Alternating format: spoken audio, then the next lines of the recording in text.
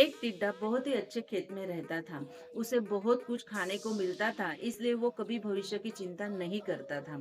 अपने मौज मस्ती में खुश रहता था। एक दिन उसने एक चींटी को बहुत मेहनत करते हुए देखा। उसने देखा कि वो चींटी बार बार गेहूं का दाना लेके जा रही थी।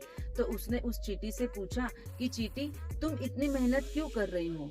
तो तभी चींटी ने जवाब दिया कि जल्द ही सर्दियों का मौसम शुरू होने वाला है और सर्दियों के मौसम में खाना मिलना थोड़ा मुश्किल हो जाता है, इसलिए मैं भविष्य के लिए ये खाना लेके जा रही हूँ। इसके साथ साथ वो चींटी बहुत अच्छे से उसे कहती है कि हमें समाज के लिए भी इस तरह से भविष्य में कुछ न कुछ करने के लिए रखना चाहिए, और उन लोगों के लिए भी कि जो इस बारे में नहीं सोच पाते, उनके लिए भी हमें मेहनत करनी चाहिए। वो उसे इस तरह से समझाती है, लेकिन टीडा कुछ भी नहीं समझता और उसकी बात अनसुनी कर कर वो अपने आप में खुश रहता है। जल्दी सर्दियों का मौसम आ जाता है।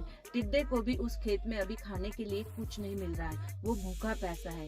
एक दिन ऐसे ही वो खाना ढूंढने के चक्कर में घूम रहा था, तभी उसे उस चींटी का घर दिखा। उस चींटी के घर के सामने से गुजरते वक्त उसने उस चींटी से कहा कि चींटी, तुम सच कह रही थी, लेकिन मैंने तुम्हारी बात अनसुनी कर दी और इसकी वजह से आज मैं भूखा हूँ।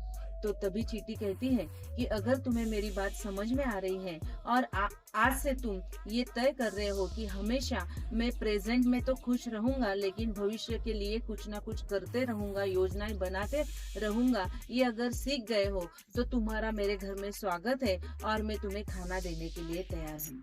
दोस्तों, ये कहानी भले ही काल्पनिक होगी, लेकिन हमेशा याद रखो कि इंसान खुश तभी रह सकता है जब वो प्रेजेंट में है, यानी वर्तमान में है। लेकिन अगर उसे अपना भविष्य में भी अपना भविष्य ब्राइट बनाना है और भविष्य में भी खुश रहना है, तो उसे प्रेजेंट में अपने भविष्य के लिए कुछ ना कुछ योजनाएं बनाए रखनी बहुत जरूरी है।